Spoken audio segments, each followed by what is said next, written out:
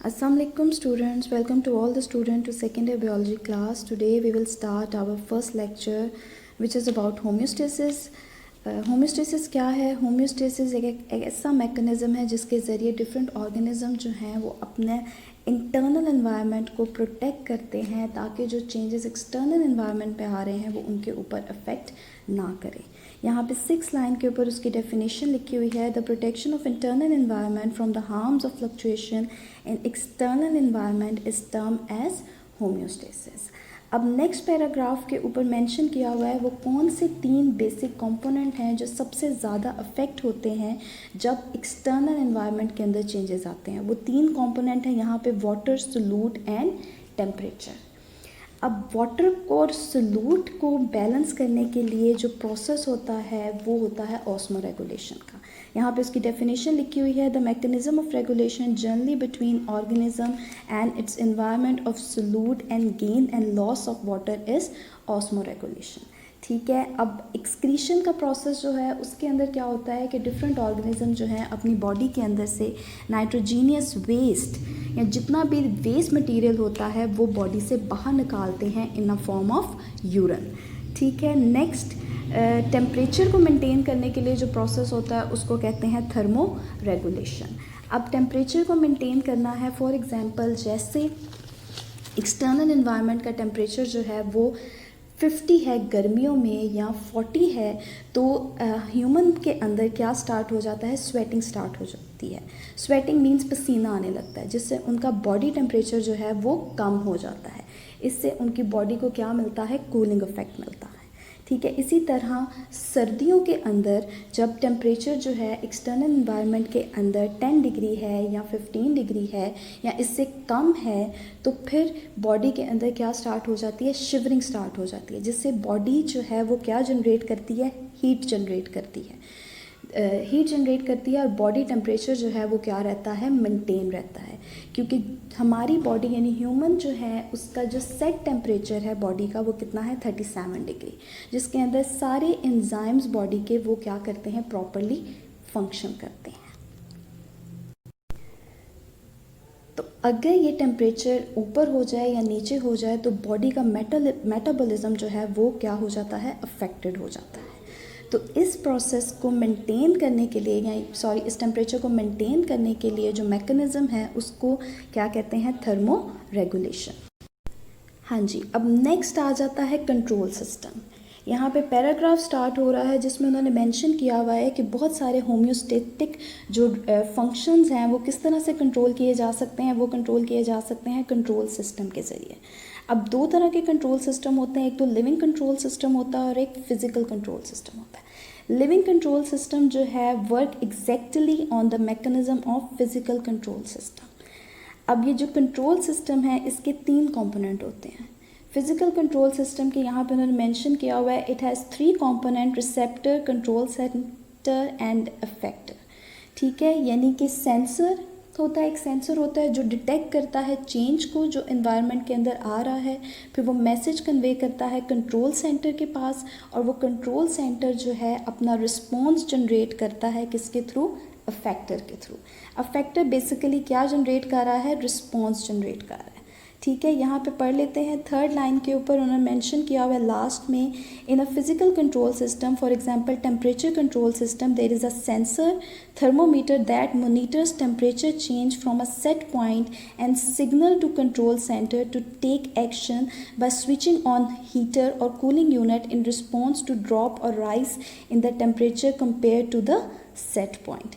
ठीक है। यही यानी यहाँ पे उन्होंने बताया हुआ है कि अगर एक फ़िज़िकल कंट्रोल सिस्टम की एग्जांपल ली जाए तो उसके अंदर सबसे पहले उस कंट्रोल सिस्टम के अंदर क्या लगा होगा? एक सेंसर लगा होगा, एक कंट्रोल सेंटर होगा और एक क्या होगा? अफेक्टर होगा। सबसे पहले सेंसर जो है वो डिटेक्ट करेगा चेंज को डिटेक्ट करेगा, फिर मैसेज कन्वे करेगा कंट्रोल सेंटर को और कंट्रोल सेंटर जो है उस मैसेज के अकॉर्डिंग क्या जनरेट करेगा? रिस्पॉन्स जनरेट करेगा। यहाँ पे सेंसर जो है वो क्या है? थर्मोमीटर। अब एक कंट्रोल सिस्टम के अंदर थर्मोमीटर जो है वो एक सेंसर का काम कर रहा है। उसने सबसे पहले क्या करना है? टेम्परेचर को डिटेक्ट करना है। अगर तो टेम्परेचर जो है वो हाई है यानी कि हीट प्रोड्यूस हुई हुई है उस एरिया के अंदर या उस रूम के अंदर फॉर एग्जांपल, तो वो मैसेज कन्वे करेगा किसको, कंट्रोल सेंटर को, कि वहाँ पे कूलिंग अपरेटस जो है वो ऑन हो जाए। ठीक है, कूलिंग अपरेटस ऑन होगा तो टेम्परेचर जो है वो ड्रॉप हो जाएगा, ठीक है, नीचे चला जाएगा। इसी तरह अगर जो है उस रूम का टेम्परेचर जो है वो कम है तो कंट्रोल सेंटर के पास मैसेज जाएगा कि वहाँ पर हीटर्स जो हैं वो ऑन हो जाए ताकि टेम्परेचर को क्या किया जा सके, रेगुलेट किया जा सके।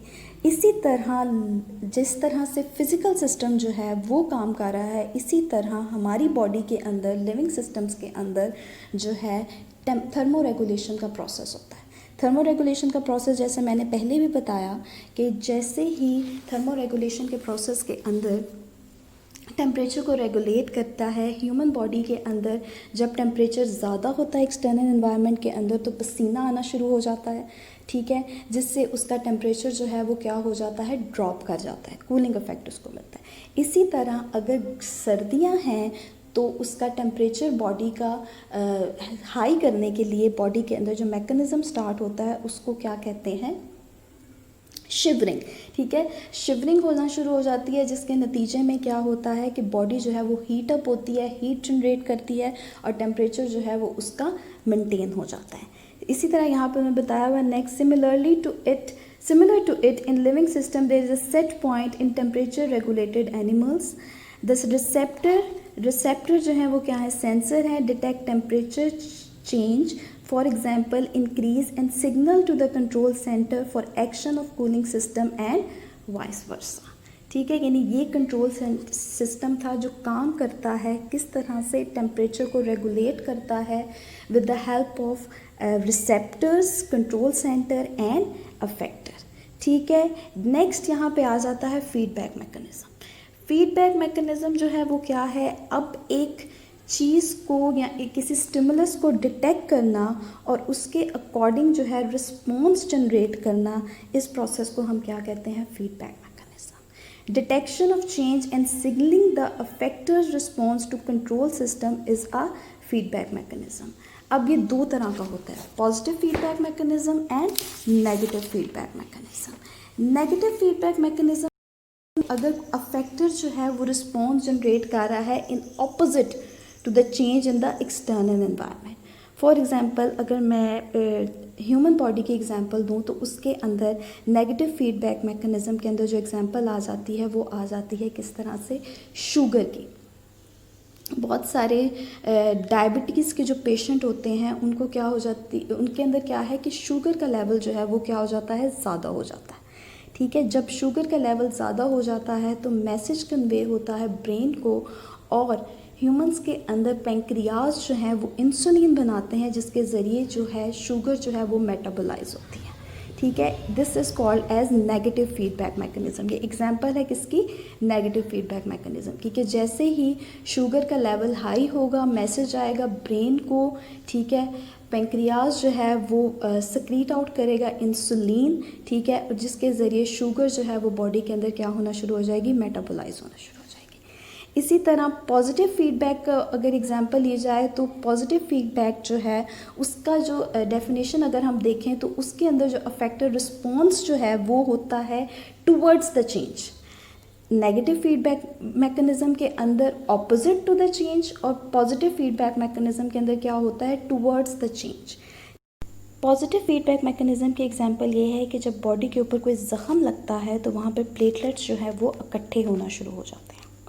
ये प्लेटलेट्स जो है केमिकल सक्रीट करते हैं, जिसके नतीजे में मज़ीद प्लेटलेट्स जो वहाँ पे इकट्ठे होते हैं उस साइट के ऊपर, और ब्लड जो है वो क्या होना शुरू हो जाता है, क्लॉट होना शुरू हो जाता है। सो पॉजिटिव फीडबैक मैकेनिज़्म के अंदर क्या होता है कि अफेक्टर जो है वो रिस्पॉन्स जनरेट करता है टुवर्ड्स द चेंज, जबकि नेगेटिव फीडबैक मैकेनिज़्म के अंदर अफेक्टर जो है वो रिस्पॉन्स जनरेट कर रहा है ऑपोजिट टू द चेंज। ठीक है स्टूडेंट्स, ये था हमारा आज का लेक्चर, जिसके अंदर हमने पढ़ा होम्योस्टेसिस के बारे में, कंट्रोल सिस्टम के बारे में, positive and negative feedback mechanism के बारे में।